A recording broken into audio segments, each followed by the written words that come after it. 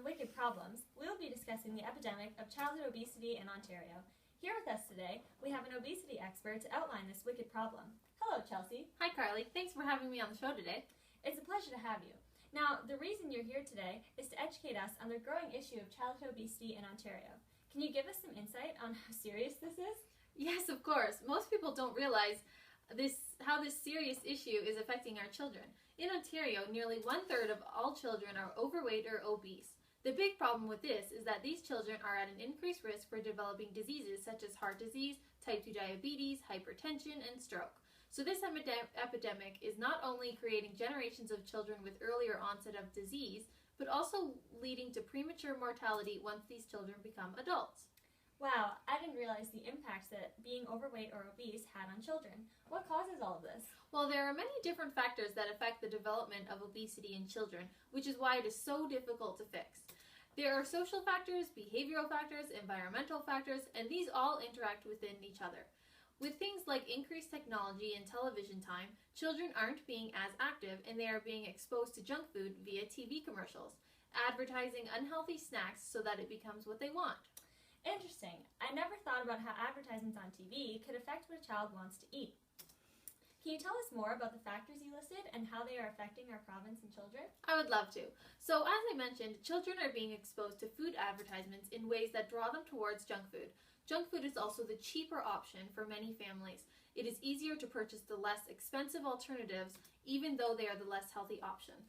Oh, okay. So, money is a big issue for childhood obesity as well? Oh, yes. 13.8% of Canada's families are of low income, and many cannot afford to purchase wholesome produce and foods. Not only is it having an economic effect on families, but also on the government as well. Obesity costs the healthcare system an extra $4.5 billion in direct and indirect spending. Money that could be used towards benefits and positive interventions, but instead is being used on hospital costs and increased chronic disease management. Well, that sounds like a bigger problem than most people think and are aware of, and that there's many factors that have to be considered when talking about childhood obesity. So, how do we even begin to tackle this epidemic?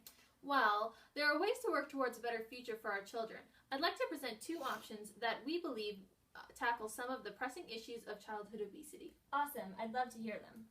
So, a lot of policies and programs surrounding childhood obesity are implemented in schools because children spend 6 hours a day there, so this environment can really impact how they view different things. Okay, that makes sense. So implementing a policy within a school is what you're thinking? Yes, so the first suggestion is to promote healthy food habits through the education system in schools in all school years, so that the learning about healthy foods and habits never stops. To do this, there would be class time dedicated to teaching about food and nutrition. Canada's Food Guide would of course be a big part of this, and making sure students are aware of what the nutrients come from, what foods, and the differences between good and bad fats. That sounds like it would be really helpful. Yes, in addition to the classroom period, pamphlets would also be sent home with the children based on their age and learning level, and this information can be shared with the parents and caregivers at home. Included in this pamphlet would be the food guide, nutrient facts, appropriate caloric intakes, and food labels and how to read them. Reading food labels is often a complaint by many adults, and that becomes a reason why they purchase junk foods without knowing how bad they are for you. Yes, that makes perfect sense. Food labels can be so confusing to read, and it's hard to know how much of what foods to eat and when to eat them. Yes, the second option that we would implement would also be implemented in schools, but it would focus on healthy food advertising. Because they are so exposed via commercials on TV, we would like to change the way they are exposed to food at school. So putting up posters of healthy eating, creating animated characters that eat veggies and fruits, and well-rounded meals.